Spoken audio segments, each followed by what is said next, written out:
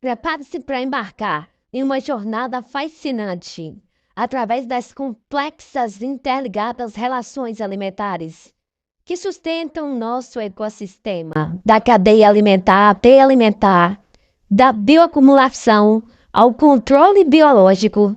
Esta aula desvendará os mistérios que fazem parte do mundo dos carnívoros, herbívoros e decompositores. Descubra como tudo está conectado e por que esses conceitos são frequentemente explorados em exames como Enem. Não perca essa oportunidade de aprender e enriquecer seu conhecimento sobre a natureza intricada da vida em nosso planeta.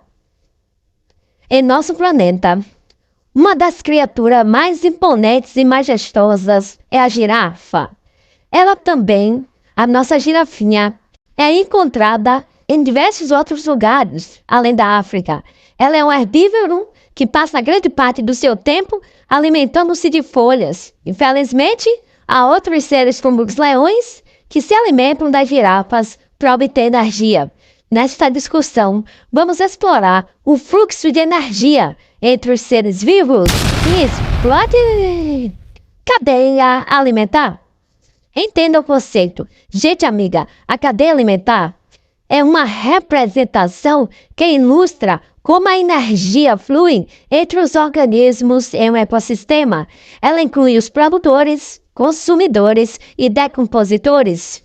O Sol, fornecendo apenas 1% da sua energia utilizável para a vida, é a fonte central. A maioria dessa energia é transformada pelos produtores em uma forma utilizável. Os produtores, principalmente plantas, mas também algas e certas bactérias, são capazes de transformar energia luminosa em açúcar através da fotossíntese. Há também um processo menos comum, conhecido como quimiossíntese, em que algumas bactérias submarinas transformam energia química em matéria orgânica. Os consumidores primários, geralmente herbívoros, dependem dos produtores para a alimentação. Os consumidores subsequentes podem ser omnívoros ou carnívoros. No fim da vida destes seres, os decompositores, como fungos e bactérias, entram em ação. Eles reciclam a matéria orgânica, devolvendo-a ao solo para ser reutilizada pelos produtores. Essa reciclagem inclui não apenas os corpos mortos, mas também excreções como fezes e urina. Aqui está um exemplo, gente amiga, típico de uma cadeia alimentar. O milho é o produtor, é consumido pelo gafanhoto, que é consumidor primário, que é comido pelo sapo, que é um consumidor secundário, seguido pela cobra, que é um consumidor terciário, e por fim o gavião, que é um consumidor quaternário. Cada nível nesta cadeia é chamado de nível trófico. Há uma importante observação. Quanto mais alto o nível trófico, menor a quantidade de energia disponível. Cada organismo usa parte da energia para si e parte é perdida com calor. Isso leva a um termo chamado produtividade primária líquida, TPL, que é a quantidade de energia que um produtor passa para os próximos níveis tróficos. Por exemplo, uma planta pode reter 15% da energia produzida, deixando 85% disponível para o consumidor primário. Destes, o elefante pode reter apenas 10%, usando parte dessa energia para suas necessidades e passando o resto adiante. A cada nível, a energia disponível diminui, já que cada organismo retém uma parcela entre si. A dinâmica da cadeia alimentar é complexa, mas é essencial para entender como os ecossistemas funcionam. De cocô de elefante na África, às plantações de milho, cada organismo desempenha seu papel mantendo o fluxo de energia e a vida em nosso planeta. Os seres que se alimentam de carne, conhecidos como carnívoros, têm uma capacidade excepcional de aproveitar energia dentro da cadeia alimentar. Imagine, por exemplo, um leão, um carnívoro típico aí que acabou de caçar um gnu. dos recursos energéticos presentes no GNU, o leão consegue absorver até 50% deles. É vital notar que na cadeia alimentar, a energia não volta ao produtor, ao contrário da matéria orgânica. Portanto, a energia na cadeia alimentar segue em uma única direção, unidirecional, começando no produtor e terminando no decompositor sem retornar. Isso força o produtor a gerar mais matéria orgânica para sustentar a cadeia alimentar. Agora, o Enem tem um tópico favorito para associar com as cadeias alimentares, como mostrado no Enem TPL de 2015. O que é PPL? TPL, neste caso, minha gente amiga, refere-se à aplicação do Enem para indivíduos encarcerados, para os presos, né, minha gente amiga? Nessa versão, surgiu uma questão relacionada a indicadores ambientais. Qual é o melhor tipo de organismo para sinalizar a qualidade do ambiente? São os que ocupam os níveis tróficos iniciais. Se o organismo está no começo da cadeia alimentar, ele sustenta muitos outros seres. Se estiver contaminado, essa contaminação será visível, não só nele, mas também em todos que se alimentam dele, propagando a toxina. Outro tópico favorito no Enem relacionado à cadeia alimentar é a acumulação de compostos químicos nos organismos, conhecida como bioacumulação. Eu disse bioacumulação. Há compostos como mercúrio, DDT, que não são metabolizados pelos organismos, passando de um nível trófico para outro. Então, quanto mais elevado o nível trófico do organismo, maior é a qualidade de toxinas. Isso ocorre porque essas toxinas se acumulam ao longo da cadeia alimentar, aumentando em quantidade a cada nível, certo? Porém, a cadeia alimentar não representa inteiramente o que acontece na realidade. As relações alimentares são mais intricadas, né? Formando uma espécie de rede conhecida como teia alimentar. Um conjunto de várias cadeias alimentares é a teia alimentar. Então, as relações alimentares são mais intricadas, formando uma espécie de rede conhecida como teia alimentar, um conjunto de várias cadeias alimentares. Dentro de uma teia alimentar, um único organismo pode ocupar diferentes posições em níveis tróficos. As teias alimentares nos ajudam a entender como o organismo pode participar de várias cadeias alimentares simultaneamente e como pode assumir diferentes níveis tróficos. Por exemplo, um leão pode ser tanto consumidor terciário quanto secundário, dependendo da sua posição na teia alimentar. O Enem também costuma questionar o que acontece quando o organismo é adicionado ou removido de uma cadeia ou teia alimentar. Um exemplo prático seria a diminuição de sardinha dentro da pesca excessiva e a introdução de águas vivas.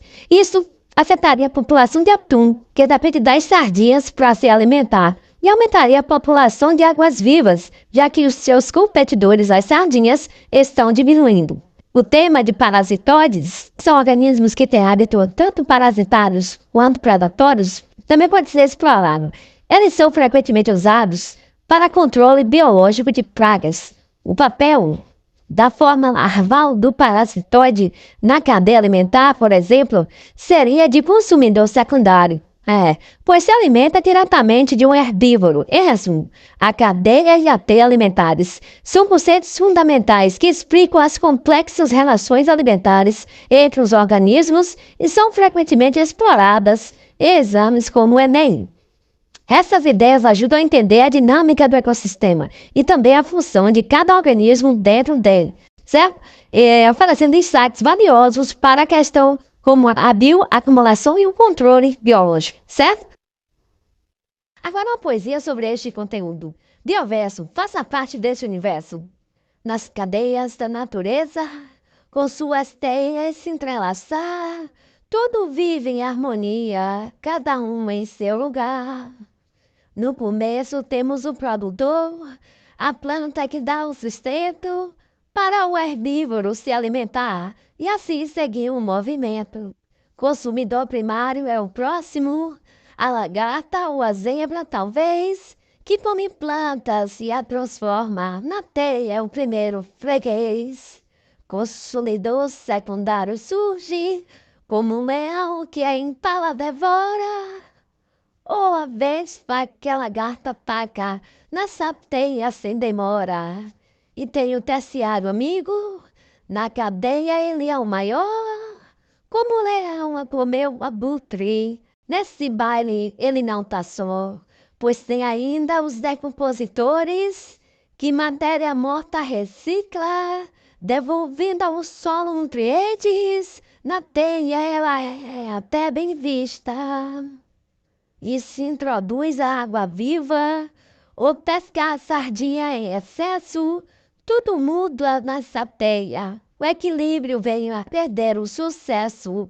A energia flui e diminui, do produtor ao topo da cadeia.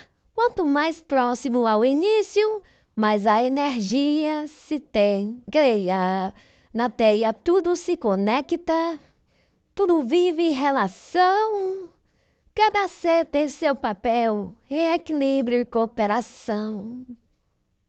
Então vamos valorizar essa teia em harmonia, respeitar cada ser vivente e viver com sabedoria. E aqui a gente se despede dessa lição de ecologia que a teia da vida nos ensina, com amor, respeito e sabedoria. Da Top News, educação no Brasil. Agora uma poesia sobre este conteúdo. Bioverso, faça parte deste universo. Nas cadeias da natureza, com sua teia se entrelaçar, tudo vive em harmonia, cada um em seu lugar. No começo temos o produtor, a planta que dá o sustento para o herbívoro se alimentar e assim seguir o movimento. Consumidor primário é o próximo, a lagarta ou a zebra talvez, que come planta e a transforma, na teia é o primeiro freguês. Consumidor secundário surge, como o leão que a impala devora, ou a vespa que a lagarta ataca, nessa teia sem demora. E tem o terciário amigo, na cadeia ele é o maior. Como o leão a comer o abutre, nesse baile ele não tá só.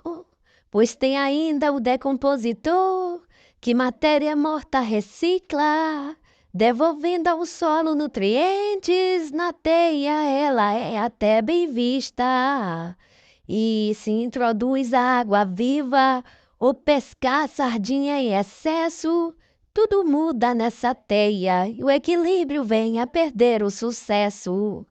A energia flui e diminui, do produtor ao topo da cadeia. Quanto mais próximo ao início, mais a energia se tem, creia. Na teia tudo se conecta, tudo vive em relação. Cada ser tem seu papel em equilíbrio e cooperação. Então vamos valorizar essa teia em harmonia, respeitar cada ser vivente e viver com sabedoria. E aqui a gente se despede dessa lição de ecologia que a teia da vida nos ensina, com amor, respeito e sabedoria. Da Top News, educação no Brasil.